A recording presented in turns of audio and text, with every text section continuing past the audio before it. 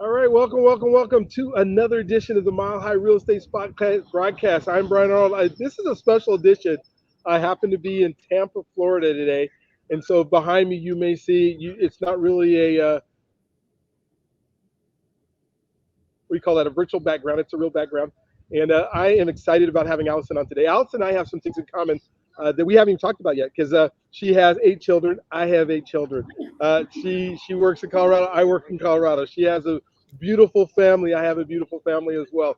And so excited about when you get to talk to people and work with people that just do an amazing job for their communities. And so, she's been in California, works in mountain communities, understands it, the mountains communities so well, has those great relationships with people. And so it's just fun to be able to talk. So Allyson, thank you for being on the show today. Sorry I'm on the other side of the country today, but it's an exciting time doing some mortgage stuff and learning some stuff and growing. I was in Detroit yesterday, which wasn't as nice as Colorado. So I'm on the in-between and I'll be back this week. So Allyson, why don't you tell us first how to get a hold of you, how people can get a hold of you, and then we'll move into kind of your story and how you got involved in this thing called real estate. Yeah, absolutely.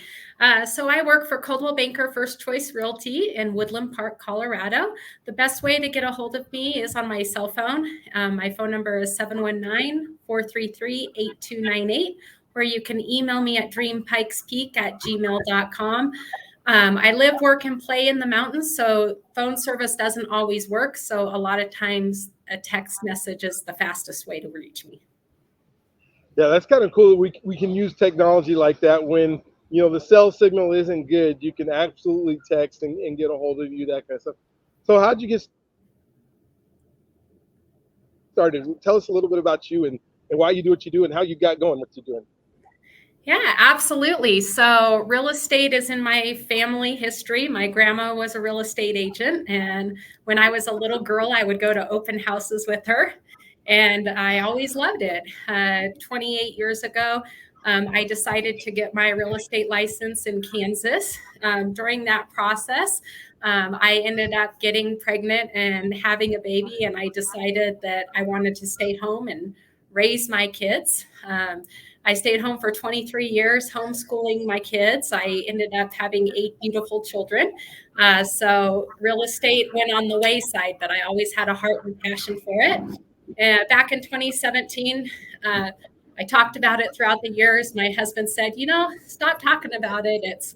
Why don't you do it again? And so talked to my family, and they were very supportive. So I got my license in 2017 here in Colorado. And I've been doing real estate ever since. I absolutely love it. I'm passionate about it, and it's a lot of fun. Oh, that is so cool. Oh my, that is so cool. So you're in the mountain communities. What is different about a mountain community compared to some of the other communities you worked with? Absolutely. The biggest thing up here is a lot of times you're building on hillsides. It's not flat. It's not level. We're dealing with wells and so there's a lot of things that you have to have knowledge of that you're not dealing with down in the city limits. So having knowledge and expertise in those things is very important. Also up here in Teller County, we have a lot of mining claims. So that's a whole nother curveball that we deal with up here in this area as well. Gotcha. Is snow removal ever an issue where you guys are at where, as people are thinking about buying a house, they have to worry about how am I going to get rid of the snow to get into my house or anything like that? Well, I chuckle because yesterday I was out looking at property to list, and at one point I was post holing from my knees to my waist in snow, and I couldn't get back into the lot. And so I finally said, this one we have to wait until spring, because I was even post holing with snowshoes. So it's its own beast. I said, we're not getting in there without a snowmobile right now. So then I ended up on a 2-track trail out in Cripple Creek, ended up getting stuck, could hardly get out in 4 low. Luckily, I ended up getting out, but we end up in some interesting places. So sometimes southern facing lots is very important, very key out here. So Do they try to build them with southern facing instead of having north facing driveways, or is it just because of whatever the view can be, or is that kind of you find most of them are southern facing or west facing instead of the northern ones, You or it know, doesn't matter? they go all directions. The biggest thing is if you have a southern facing lot, the sun is going to hit that in the winter time and melt off that snow. So those lots are more desirable because you can get in and out of your driveways easier. So you just deal with it. We get snow up here usually starting the middle of October, and our last snowfall is usually around Mother's Day in May. The fall snows and the spring snows come and go very fast. Spring snows are our heaviest, but they melt fast. But it's beautiful. We get a lot of sunshine up here. It's about wearing the right clothes. We have over 300 days of sunshine a year. Uh, so it's beautiful. You just have to dress right and be prepared for a long winter. What can somebody expect in the summer? Because I know summers are just amazing. I know there's a campground in Cripple Creek, that KOA that we go to with our Mhm. fifth wheel. It's supposedly like way up high or something, like the highest KOA one in the country or something like that. What are summers like for people up there? Oh, summers is magical up here. It's usually in the 70s, sometimes low 80s. It really doesn't get hotter than that. There's no need for air conditioning up here. All you do is open your window and let the breeze flow through. We get a lot of people that own second homes up here, and they get out of the heat where they live and come to the mountains in the summertime. So we are a tourism community, and we usually tourism starts in May after that snow melt and goes until the leaves turn golden on the aspen trees. That's a very beautiful time up here. Oh my gosh. Yeah. One of the things I'm sitting here in Tampa right now and just thinking about, the summer in Colorado where you live and going, this is miserable here, with the humidity and everything else, and just going, yeah, it's great and there's sunshine right now, but there's no way I would trade that for Colorado where you live and that kind of stuff. So as we talked about, what makes you probably one of the best agents up there or exceptional as an agent? What is it that you do different than maybe other agents that are in the same area that you're at? So one of the things that's unique about me is I actually do a lot of vacant land. I do residential sales and luxury real estate as well, but 70% of what I do is vacant land.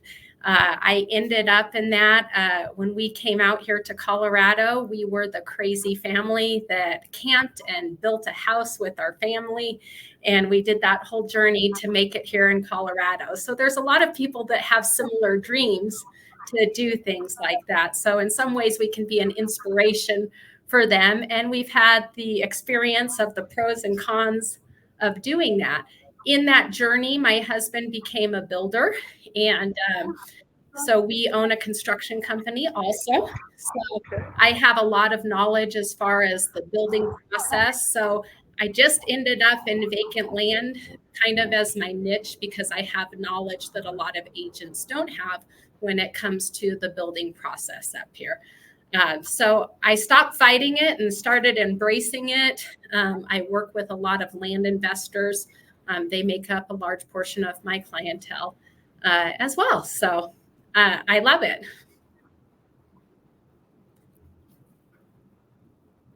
Oh, cool. A question that I've had, I just went to, I was in Detroit at United Wholesale Mortgage, and they're talking about all their land loans and that kind of stuff. How long does it take from the time somebody would purchase some land and then want to build, something on that spot from start to finish to get done where your guys are at? What's Well, the average? it just depends. So there's a joke that we have winter, winter, winter, and build season. And so it depends when you start your process. So the ideal time is actually going to be looking for your land in the winter time or securing it the year before so that you're doing all your design work in the winter time. Come March, you're ready to submit your building plans to the building department because you want to be able to jump right out of the gate after that snow melts and get that house done and dried in. So we really want homes to be dried in before the winter time, and then they work on them. Uh-huh. So 8 months is a fast build. It could take up to a year and a half. just depending upon when you get started. The more remote you are, the longer it takes because it's a lot harder to get workers out to those areas. And so you'll also pay a premium getting workers to go to those areas. So that comes into play as well. Gotcha.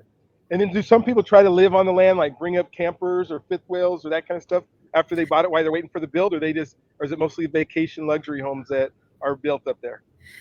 We have both. We have a lot of people that want to come out here and camp and live in campers. All the counties have put up regulations to permit to make it so people don't live in their RVs year round. So most of the counties up here have 60 or 90 calendar days per year of camping that is permitted. If the HOA has a stricter rule, that is, of course, going to be the rule that supersedes that. There are some subdivisions that do allow you to camp during the build process after your building permit has been pulled, and you generally have 1 year to get your build complete. Okay, so that sounds to be really good.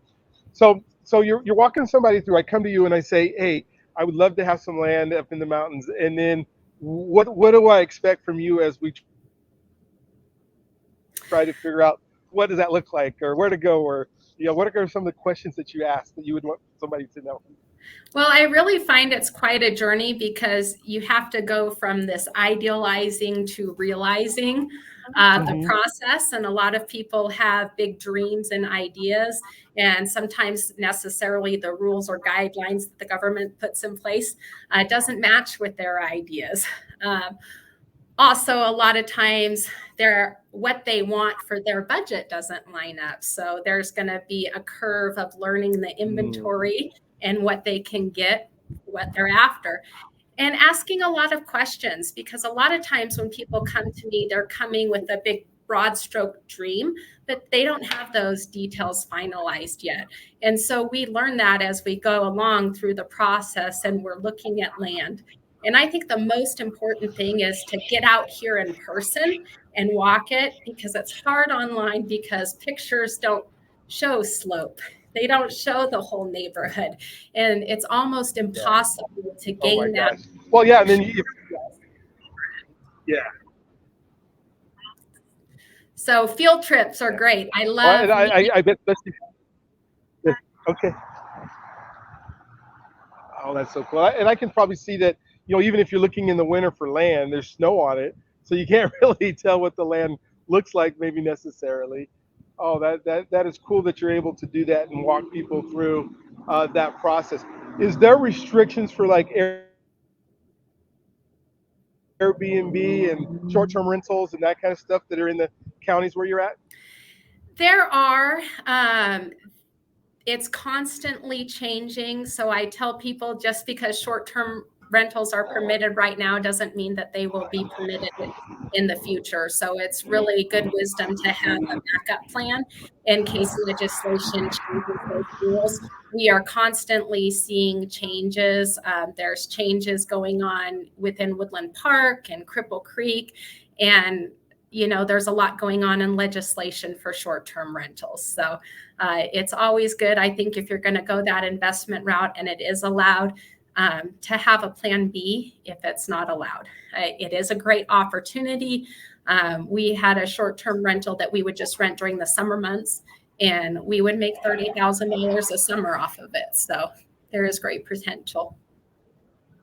Wow. And so after you don't get grandfathered in or anything, like literally after you had it and it was allowed and you bought it, they could take that away. We are seeing that happen. Like at any time? Yeah, we're seeing that happen some in some places. We're seeing some cities doing a grandfathering status. Honestly, right now, I think the local governments are a little confused on what they can and can't do, along with HOAs. So we're seeing a lot of pushes at the state level as well. And it doesn't look as positive for short-term rentals in the future. Wow.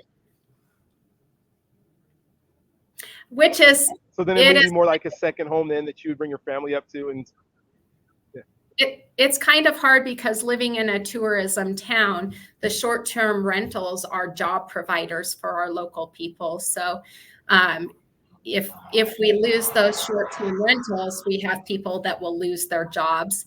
But the other side of the coin is there's always two sides to the coin, is we don't have affordable housing either for locals. So short-term rentals drive up the housing prices. So there's pros and Yeah, cons so the to. workers that are there finding it hard to. Yeah, gotcha. Well, it sounds like you really know the area. What do you think is going to happen over the next few years? I mean, and do you think housing prices are going to go down? Are they going to continue to skyrocket? Colorado is this weird enigma, I think, of housing where, even though, rates may be up, the housing prices still are up. People love to live in Colorado. What are some of the things that you're thinking are going to happen? It's really interesting because what we hear on the media and what we're experiencing a lot of times are really different things.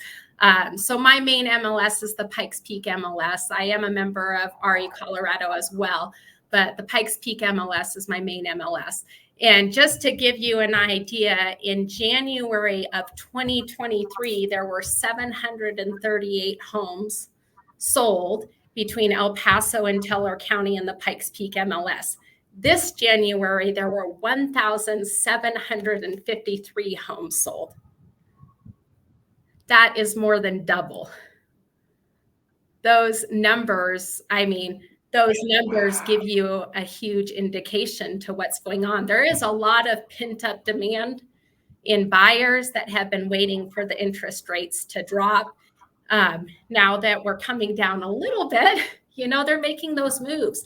They've been waiting for over a year to buy, and we still have fairly low inventory. We are seeing longer days on market, but honestly, coming into more normalization.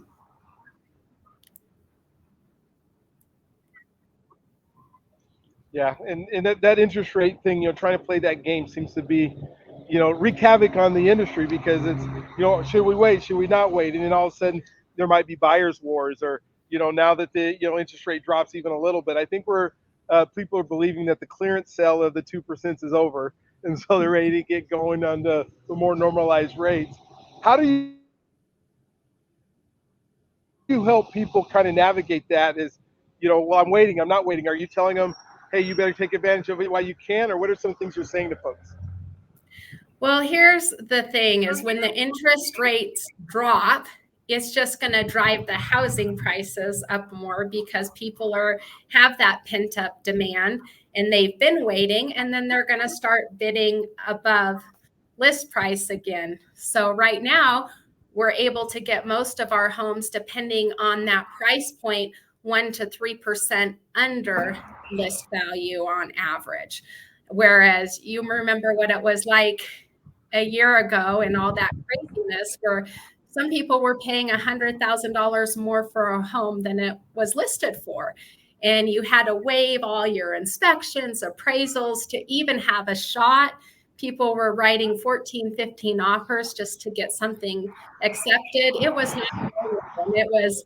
It was exasperating for buyers. Now buyers have the opportunity to get in there and buy, deal with inspection items, get those things taken care of, get the houses for a reasonable rate, and they're not in bidding wars. So it's a great time to buy right now. Yeah, and even though the snow's on the land, it's probably a great time to buy some land as well. I'm assuming to think about those builds that are there, even though now you're building the house of your dreams and building what you want. Do you find it difficult for a lot of the buyers who want to do that to find the right financing and find the right process? Do you help out with that process as well, or you just turn them over to some of your preferred lenders? Yeah, I have a couple preferred lenders that really specialize with land loans and construction loans that I'm able to send people to. It's not something that every lender does. So it's great to have those niche people that you work with that you're able to send people to. So we But haven't had any issues getting land loans. mm, do you Yeah, do you send people to that first before you ever even start looking at land, or what's kind of your process to when somebody comes to you? First, we set them up on a property search, and then I talk to them about getting pre-qualified with a lender if lending is the route that they're going to go. A lot of people will do cash with land purchases, and then they can roll that in towards their down payment on their construction loan is their equity that they have into that process. So there's options for that if they're buying their land cash outright, which is great. If they are needing to get a loan, it's really important that they know what they can qualify for and what their budget is before we start shopping. I also like to talk to them about some of the general costs to build because it is different up here in the mountains versus other areas of the country. And so a lot of times that can be a sticker shock for people. So they may decide that they want to go with something existing over building new. Nice thing about building new is you get exactly what you want, but there's also a price tag that comes with that in this area.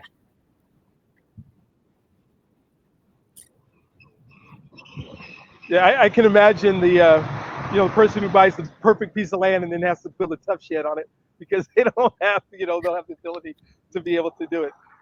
So I can see that happening. I imagine there's not a lot of first-time home buyers and that kind of stuff in the area. Like you said, the workers have trouble Um, finding affordable housing. Where do they live? Are they driving in a long ways, or how does that work? Well, we do have first-time home buyers. Unfortunately, usually those are two-income workers to be able to qualify to buy a house.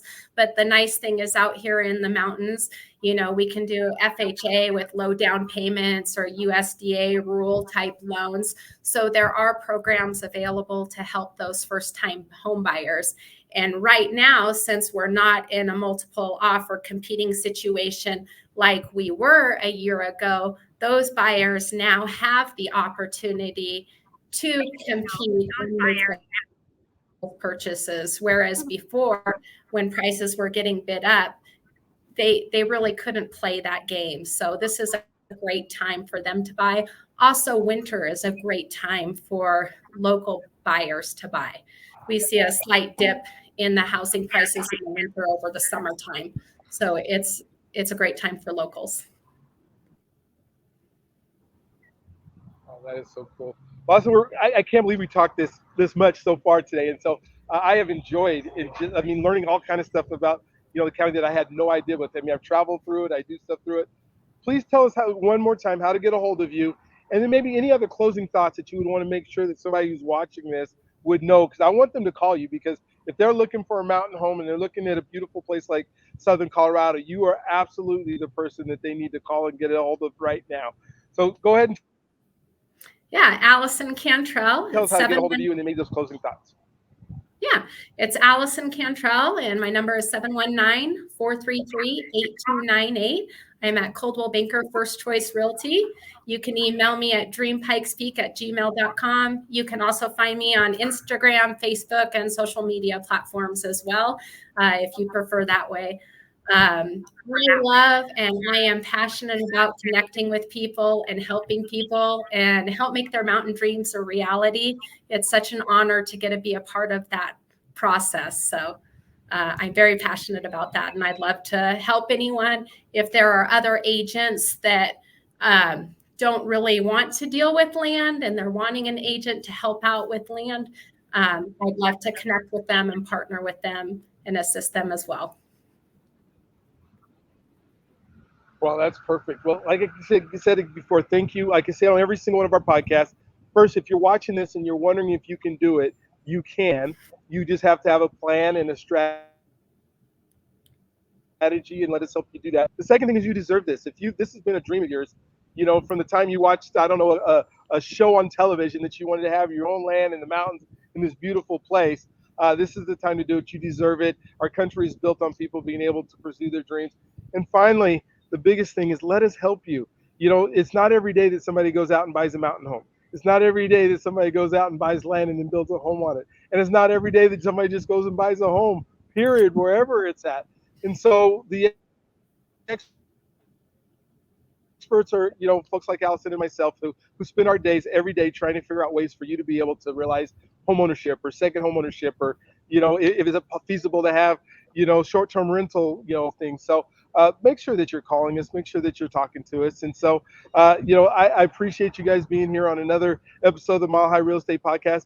I promise you, if you call Allyson, you're going to get one of those agents who knows what she's doing, somebody who is going to help you through the process, somebody who cares about people, and just a gem to be able to have. And Allyson, again, thank you for being on the show. I appreciate it. I look forward. Hopefully, we can come back and maybe we can find one of your clients who went through this process in about 6 or 7 months and bring them on if you're willing, and we can talk about what their process was like from their perspective. And so I would love to be able to do that with one of your clients if you'd be willing to do that with me. So, Thank um, you very much. all right. So you guys have a wonderful, awesome, just incredible day, and we will look forward to talking with you soon.